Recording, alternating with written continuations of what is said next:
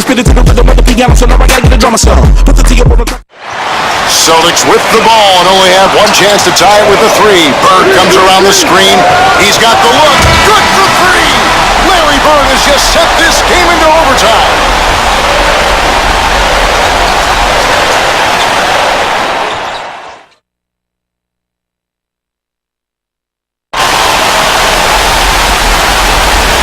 Welcome, everyone. Kevin Harlan here with Clark Kellogg and Steve Kerr. What a treat we have here. We've dusted off a reel from the past and get to take a look back at some of the great teams of the NBA. Larry Bird Celtics against Dominique Wilkins Hawks. And we are sure to be in for a great show as Larry Bird and Dominique Wilkins have had some great battles on the floor.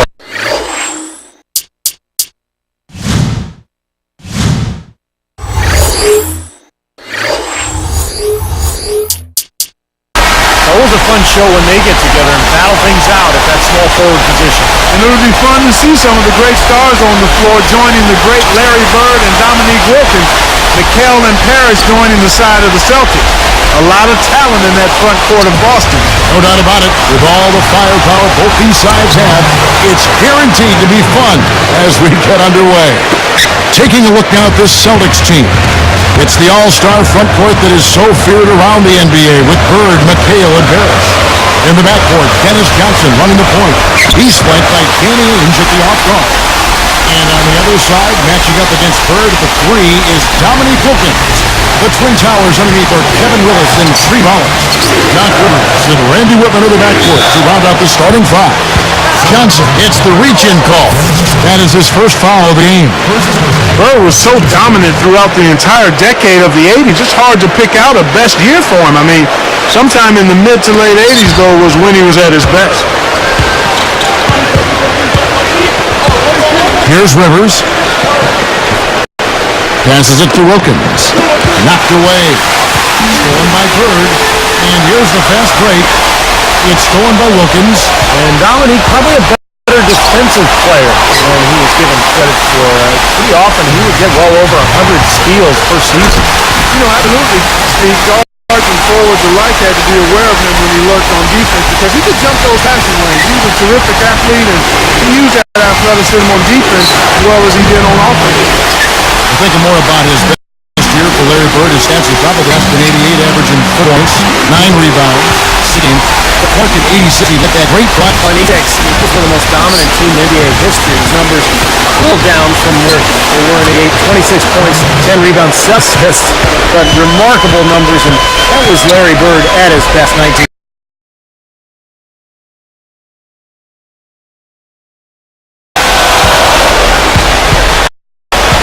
Bird against Wilkins gets a hand on. So here is Atlanta. It's a free game, and it's sent back by McHale. Whitman in time against the jumper to fall. Offensively, he's been really effective so far, making his shots count. No wasted motion. Bird outside. Over Wilkins. Again, missed by Bird. And you get a look at a young Kevin. It's hard to imagine there'll be anyone ever again who finishes with as much force as Dominique Wilkins. Back to Ainge.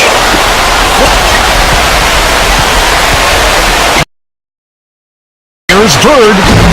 Boston. No good that time either. Well, not a bad effort there. He'll usually knock that one down. Pass to Whitman. And here we go. 18 feet away. And Bird with the basket on the assist by Ainge. Bird's got 7 points. Here's Rivers. And 1:01 left in the first quarter. And now the first timeout call here for the Hawks. You got to keep everybody on the same page. They need to get their heads together. That's the goal. And how about Larry Bird ending his career as part of that 1992 Dream Team playing in Barcelona? What a great way for him to finish his career, playing with guys like Magic Johnson and Patrick Ewing and Michael Jordan. Pretty amazing run. Looking at who's out there now for the Celtics. Wedman comes in for Danny Ainge. And insisting in for Dennis Johnson. Now here's Wilkins.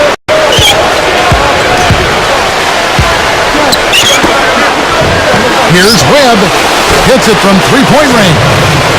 Coming back to Bird and that dream team, it was great to see him get a gold medal and go out on top. Yeah, I agree with you there, guys. I mean, especially since the year before he was so hobbled by injury, Kevin. It was definitely a nice touch to see him go out as a winner representing the United States. Redmond passes to Wilkins.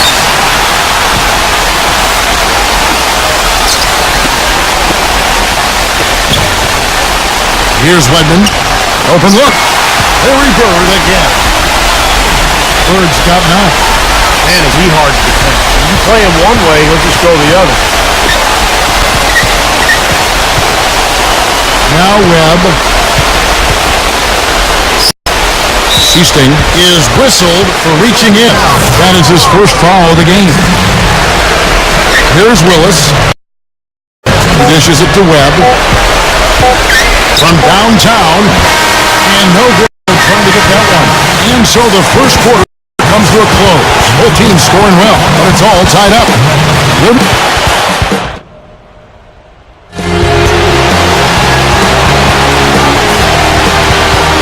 Up to this point, a closely contested game as we start the second quarter.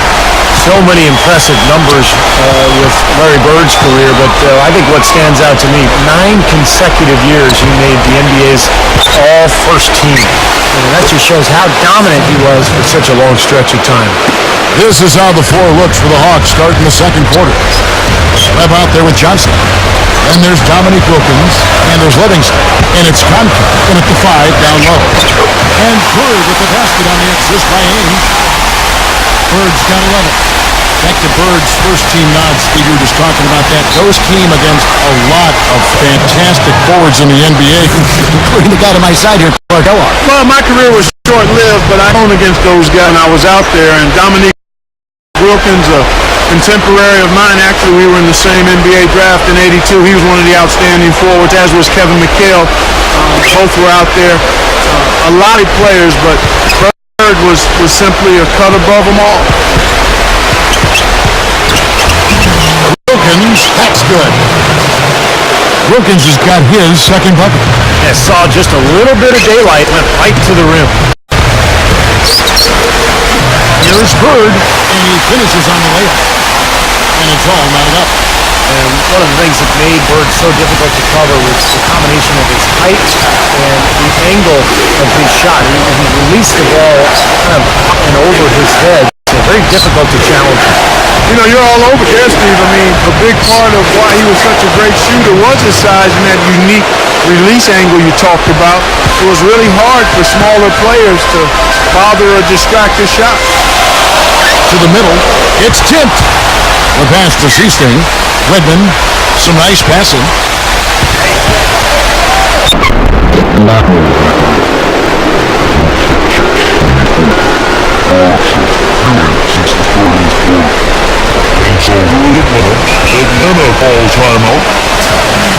Larry Bird was a 3-time MVP, and boy, were all of those MVP seasons something. 84, 85, 86. He was averaging about 27 points, 10 rebounds, and 7 assists every night, and really driving the Big Green machine. Looking at who's out there now for the Celtics. Robert Parrish is checked in for Bird. McHale comes in for Redmond. And Dennis Johnson's subbed in for Seasting. And then for Atlanta, Rollins checked in for Concat. Willis comes in for Dominique Wilkins. And it's Whitman in for Spud Webb. Fantastic steal. He knew exactly when to jump into that passing line. Well done.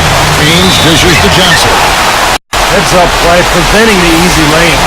Yeah, I like that. I mean, he saw it was a free layup, didn't want to give that up, so he fouled him before his free throw. And that one falls, and that puts him up by 1 point. And Johnson drops them both. 1:58 left to play here in the second quarter. Johnson against Johnson.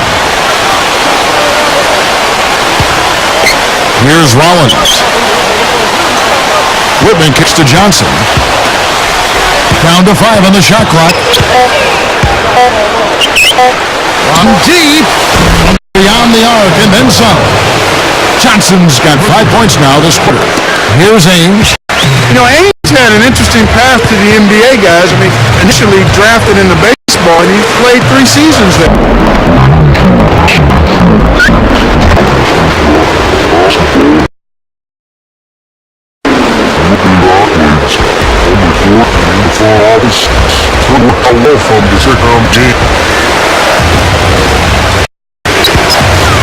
McHale against Johnson. It's stolen by McHale. Well, what a balance of front-court and backcourt defense on this Celtics team, and the Hawks really struggling to deal with it. Stuck with the play, finished it, and now a chance for the three-point play. Good work that time, Steve. I mean, he wheeled that one into the basket.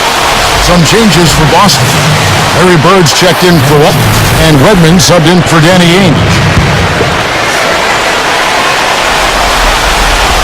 And that one falls for Johnson. Well, Dennis Johnson, DJ, was a big part of the Celtics team coming together. I mean, he came onto the team and was just the guard they needed, kind of a old-school, do-it-all play guard. Passes it to Rivers. Pass to Whitman. Nice movement. Rivers pass to Carr. Shoots from the post, and Parrish sends it back. Intimidating defense by Parrish.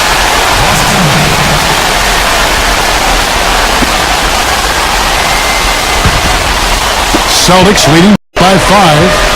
Talking about DJ Dennis Johnson, he won a title with the Seattle Supersonics before he came over to the Celtics. And I remember Larry Bird saying he was the best teammate he ever had. And he was also Finals MVP in 1979 with Seattle, Kevin. So a clutch performer, first with the Sonics, then with Boston. And yeah, that's high praise coming from Larry Bird. Think of how many great players he played with. Time call here. The Hawks decide to talk it over. And Coach could tell they were out of sync. He's going to try to straighten it out.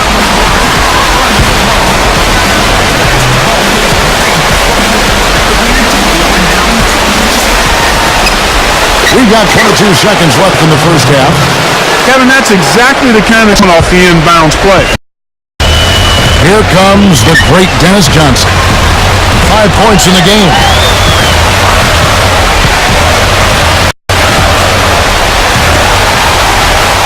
Bird outside. Whitman defending. They've got to continue to look for him every trip down because he's out of his mind right now shooting the ball. And so that's the end of the first half. Celtics out in front, leading by 8.